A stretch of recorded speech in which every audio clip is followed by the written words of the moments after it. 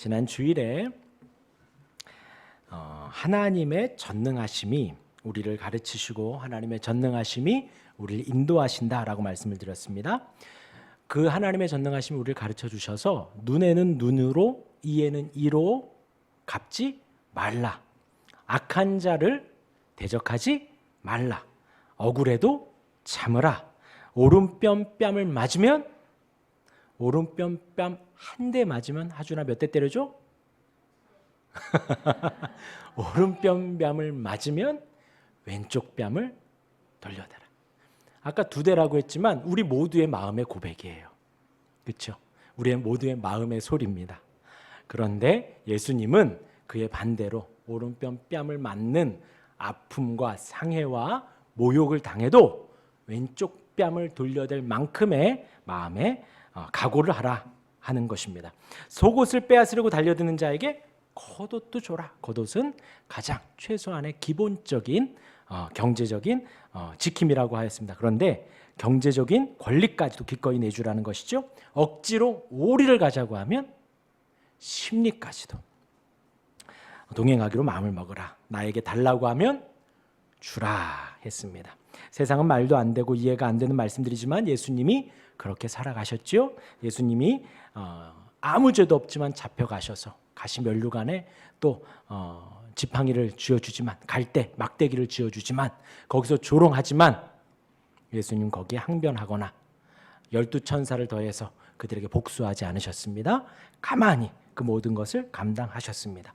예수님이 사람으로 오셔서 사람으로서 그 고난들을 감당하셨기 때문에 우리도 감당할 수 있다는 거예요.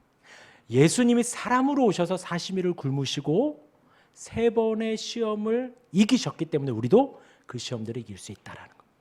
예수님이 육신을 입고 그 고난을 당하셨기 때문에 그 길을 가셨기 때문에 우리도 그 길을 따라가는 것입니다. 그리고 예수님이 성령님을 통해서 우리에게 가르쳐 주십니다. 이렇게 말씀하신 이유는 우리로 지옥 가운데 사는 게 아니라 천국 가운데 살라고 우리를 위해서 말씀하신 거예요. 한 대 맞았습니다. 억울하죠. 화가 나죠. 2대 때려주고 싶고 3대 때려주고 싶죠. 그 마음은요 지옥이에요. 지옥이에요. 매일 악몽을 꿀 것입니다. 제가 한 달에 한 번씩 악몽을 꿉니다. 카드값 막 독촉 나 그 날짜 15일만 되면 악몽을 꿉니다. 으아 하고 옆에서 집사람이 툭툭 깨웁니다. 어디까지 했더라? 네. 그 지옥 가운데에서 하나님의 백성들, 제자들, 예수님을 따르라고 하는 자들은 그렇게 지옥 가운데 살지 말고 천국 가운데 살라는 거예요. 한 대 맞아도 2대 맞을 각오하고요. 빼앗겨도 더 줄 각오하고 오리 가자고 하면 심리까지도 가려고 마음을 먹어야 오리 가는 게 천국이라는 거예요. 그 모든 말씀들이 악한 자들, 나를 대항하는 자들을 위해서 하신 말씀이 아니라 나를 위해서 2다리 쭉 뻗고 자라고 저와 여러분들에게 그리고 예수님을 위해서 자기의 직업과 부모와 모든 것을 버리고 따르는 자들에게 평안하게 살게 하기 위해서 예수님이 그렇게 가르쳐 주셨습니다. 주님은 그 지옥에서 벗어나는 방법, 하나님의 통치 아래에 사는 방법을 가르쳐 주셨습니다. 굳이 방법을 나누자면요. 만약에 내가 한 대 맞았어요. 만약에 내가 빼앗겼어요. 나에게 막 달려들어요. 그러면요. 말씀을 찾으셔서 이 말씀대로 주님 순종합니다 하고 기도하시고 그렇게 하시면 돼요. 그러면 그것이 그냥 내 안에서 그냥 나 혼자 참는 거. 그렇죠? 요즘에 막 그냥 혼자 참는 거. 그것과는 이게 천지차이입니다. 그냥 내가 참으면 everything okay야. 그냥 나만 참으면 될 것 같아. 그래서 참는 것이 아니라 우리가 참는 이유는 왜 참느냐? 주님이 말씀하셨으니까. 우리 주님이 참으라 하셨고 우리 주님이 오리를 더 가주라 하셨고 우리 주님이 다 주라고 기본권까지도 다 주라고 하셨기 때문에 그 말씀 따라 내가 참고 주고 함께 해주고 기도합니다. 아시겠죠? 그렇게 천국 속에 살아가는 저와 여러분들 되길 바랍니다. 오늘 43절 44절은 그 이후의 말씀입니다. 예수님이 인용하신 오늘 이 말씀은요, 43절에 또 내 이웃을 사랑하고 내 원수를 미워하라 하였다는 것을 너희가 들었다는 말씀을 이제 44절에 예수님이 또 바르게 해석을 하려고 해요. 근데 이 43절의 말씀은요, 레위기 19장 18절의 말씀입니다. 내 이웃을 사랑하라. 그런데 그 뒤에 있는 내 원수를 미워하라는 말씀은 구약의 어디에도 없습니다. 없는데 왜 예수님이 이 말씀을 하실까요? 그때 당시에는 어떤 유대인들의 모임, 단체의 윤리 가운데에 혹은 쿰란 공동체의 규율집에도 원수에 대한 미움이 용납되었다는 거예요. 아니면 가나안 성읍, 가나안 민족을 완전히 멸하라는 그 구약의 명령들을 유추해서 당시 유대인들이 일반적인 이해 혹은 추론적 이해, 곧 당대의 그릇된 율법 해석의 말씀을 자기 마음대로 가나안 족속을 멸하라고 하셨으니 원수는 미워하라는 뜻이구나 라고 생각했다는 거예요. 그리고 쿰란 공동체 안에서도 원수는 미워해라. 보통 이때의 원수라고 하면 누구들이에요? 유대인들은 선민 사상이 있고 하나님을 믿는, 여호와 하나님을 믿는 사람들이고, 그의 원수들은 그 외의 모든 이방인들을 말하죠. 그러니까 이들은 당연히 그런 생각 속에 살아가는 거예요. 이웃을 사랑하라, 우리 식구들, 우리 한 혈통들, 12지파의 그 사람들, 그들만 사랑하고 하나님을 모르는 이방 민족들은 다 원수들, 그들을 미워해라, 하나님이 대적해라 하였다, 다 가나안 땅을 정복하면 다 몰아내라고 했다 라는 생각 속에서 잘못된 그 마음들이 있었다는 것이죠. 그런 생각 속에 이웃을 사랑하고 원수를 미워해라 라는 가르침이 공공연히 유대인들 사이에 있었다라는 것입니다. 그에 대하여서 이렇다는 것을 너희가 들었으나, 우리 44절 같이 읽겠습니다. 시작.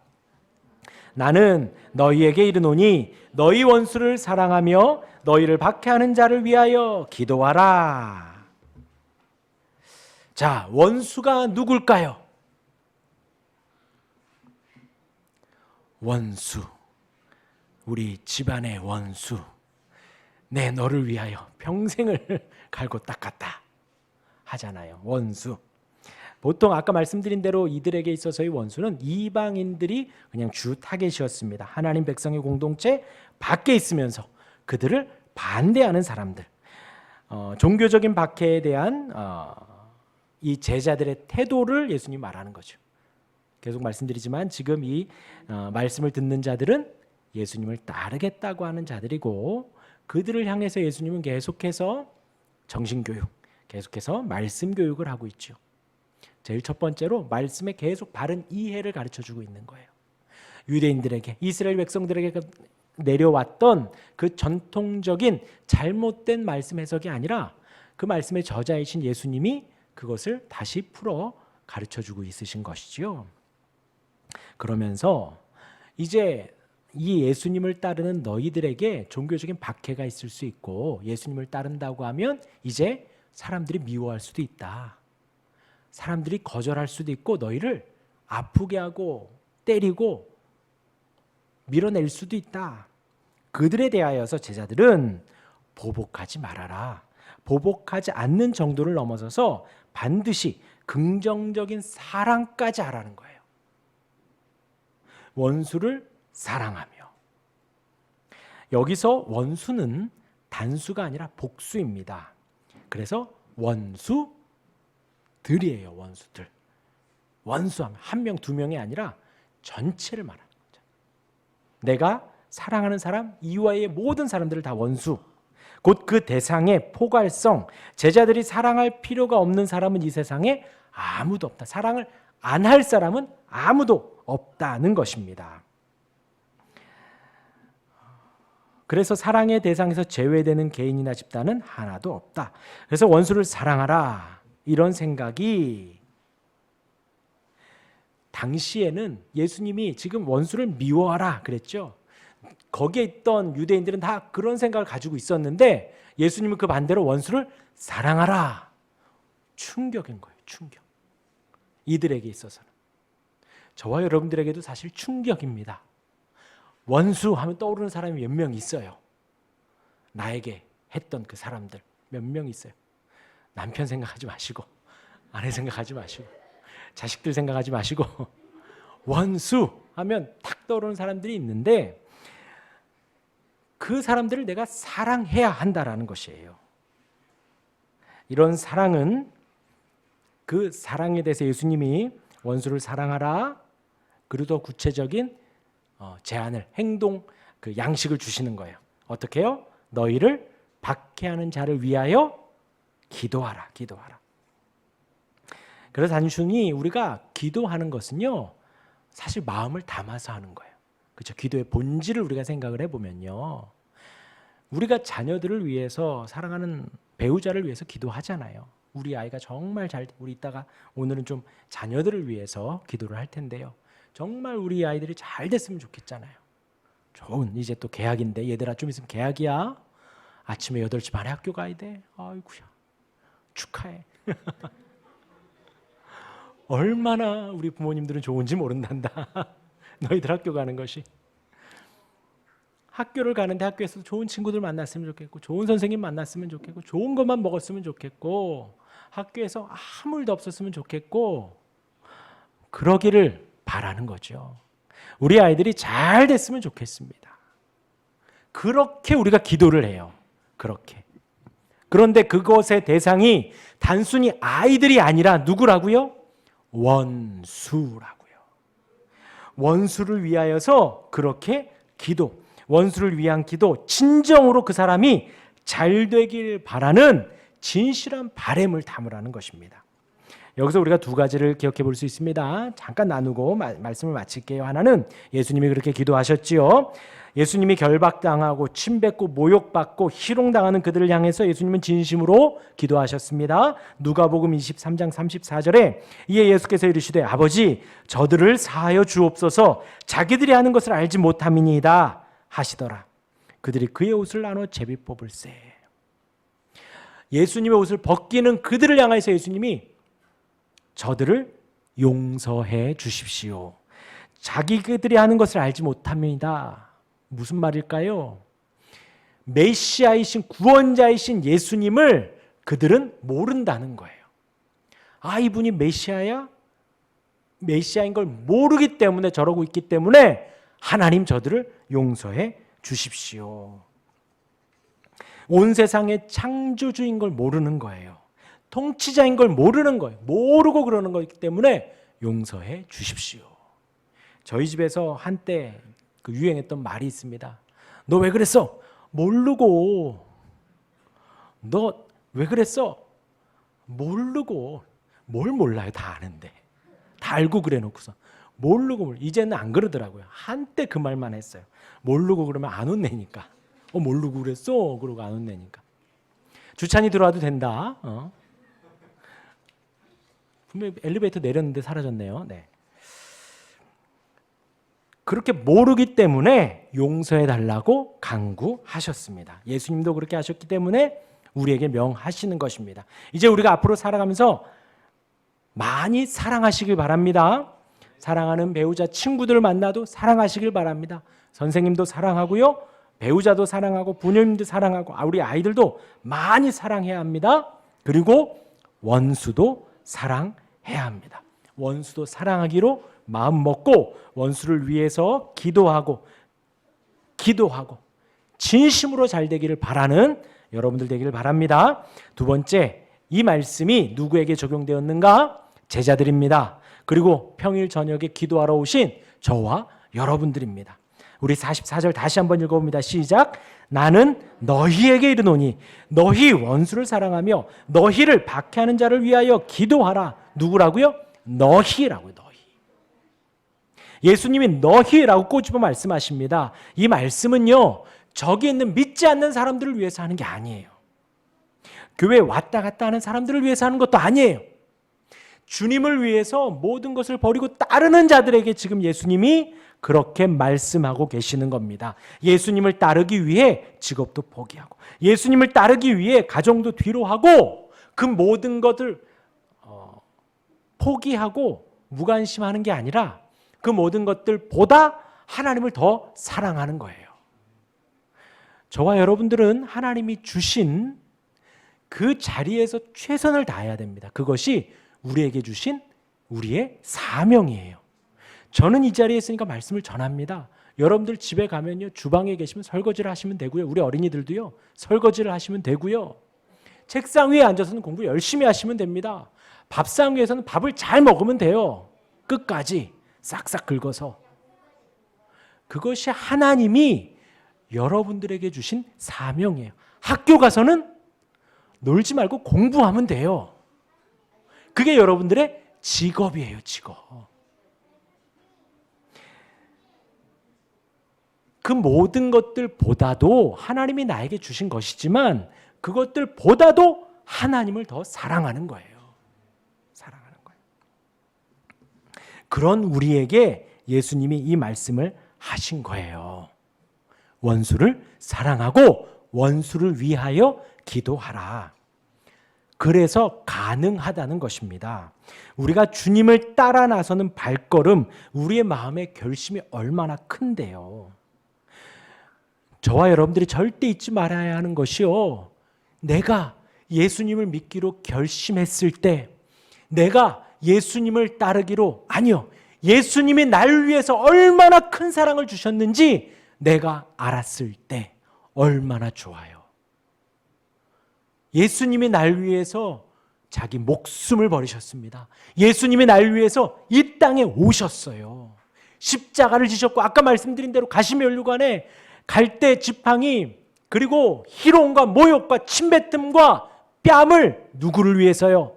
나를 위해서 맞으셨어요. 그게 믿어지고 알아졌을 때에 나 또한도 내 모든 목숨을 주님께 드리겠습니다. 남은 모든 생애를 주님을 위해서 살겠습니다 하고 결심했을 그날이요, 그날을 우린 절대 잊을 수가 없습니다. 그날을 우리가 매일매일 기억하며 고백하며 살지요. 그런 고백을 하는 우리에게 원수를 사랑하고 원수를 위하여 기도하라, 별것 아닙니다. 왜요? 하수는요, 고수를 이해하지 못해요. 그러나 고수는 하수가 갖는 의문과 하수가 왜 저렇게 하는지 다 압니다. 군대 말씀드려서 정말 죄송하지만 제가 이병 때였어요. 병장, 되게 우악스러운 병장이 있었습니다. 정말 말로 다 하는 병장이었어요. 가만히 앉아서 다 시키기만 해요. 그런데 이병의 눈에 봤을 때 저 사람은 정말 아무것도 못하는 사람일 거야 라고 했는데, 항상 큰 소리만 치는 그 사람이 훈련을 나갔는데 내가 한번 보여줘 하더니 정말 이병이 하는 일을 뚝딱 해내더라고요. 저희는 막 낑낑대고 있는 그것을 그 사람은 정말 뚝딱 잘, 힘 하나도 안 들이고 잘 해내더라고요. 완벽하게. 우리는 막 헉헉대고 땀 흘리고 막 이러고 낑낑대고 있는데 툭탁 끝내더라는 것입니다. 전혀 힘든 내색 없이. 여기에 장교가 있어서 하는 말은 아니지만 장교는 정말 다 잘하더라고요. 제가 그냥 하는 말이 아니라요. 모래밭에서 선착순을 하는데요, 항상 1등은 장교였어요. 병장도 못 따라가고 소위도 중위도 못 따라가. 중사, 중사, 하사 중사도 못 따라가더라고요.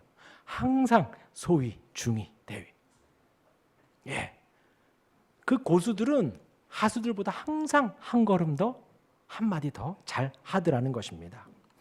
여러분, 저와 여러분들은 예수님을 위해 목숨도 버리겠다 결심했던 우리들입니다. 나를 따르라는 그 예수님의 말씀 앞에 눈앞에 있는 그물을 버렸던 게 바로 제자들이 아니라 저와 여러분들입니다. 부모를 뒤로하고 직업을 뒤로하고 예수님이 나의 유일한 구원자이시기에, 예수님이 메시아이기에, 예수님이 하나님이 보내주신 하나님의 아들이기에 우리는 그분을 따르겠다고 결심한 사람들입니다. 다 포기해도 서운하지 않았어요. 다 드려도 아깝지 않았습니다. 오직 주님만 바라며 따르고, 우리 아까 했던 찬양이요, 밤새 찬양해도 너무나도 좋았어요. 그런 제자들, 그런 너희, 그런 우리에게 원수를 사랑하고 원수를 위하여 기도하라? 아무것도 아니라는 거예요. 그렇게 주님을 따르고 주님을 사랑하며 오늘 말씀대로 원수를 위하여 기도하는, 진실로 기도하는 저와 여러분들 되기를 주님의 이름으로 축원합니다. 아멘.